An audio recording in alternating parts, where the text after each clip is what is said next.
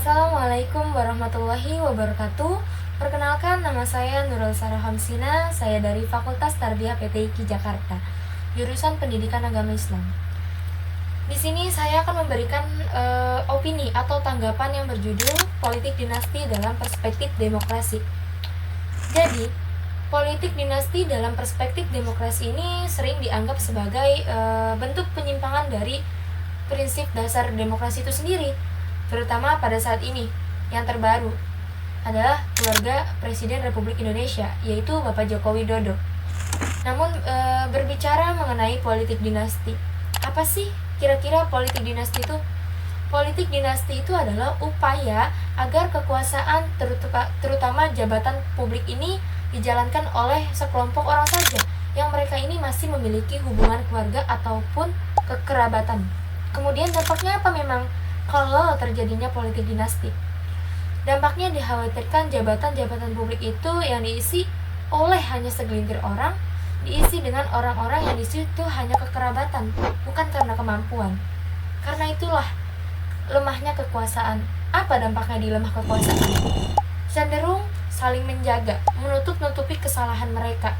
Nah, itulah yang terjadi rentan penyimpangan, korupsi. Kalau berbicara mengenai contoh ya, Presiden Joko Widodo dan anaknya itu Gibran, dan juga menantunya Bobi Nasution yang mendapatkan jabatan publik. Sebenarnya politik dinasti itu tidak diatur dalam undang-undang. Kenapa? Karena dikhawatirkan ini bisa bertentangan dengan undang-undang dasar yang merupakan konstitusi negara yang menyatakan bahwa dipilih menjadi pejabat publik itu adalah hak setiap orang.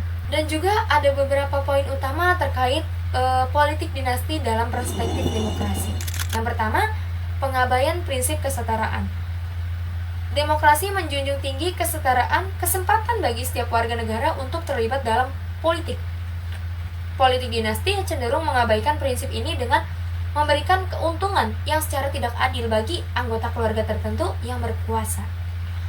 Yang kedua, risiko oligarki. Politik dinasti bisa menciptakan oligarki di mana kekuasaan terkonsentrasi di tangan segelintir orang atau keluarga yang mengakibatkan kurangnya representasi masyarakat secara luas dalam pengambilan suatu keputusan. Dan yang ketiga, penurunan kualitas kepemimpinan. Di dalam politik dinasti, seseorang bisa saja menduduki jabatan politik bukan berdasarkan kemampuan atau kapabilitas, melainkan karena hubungan keluarga,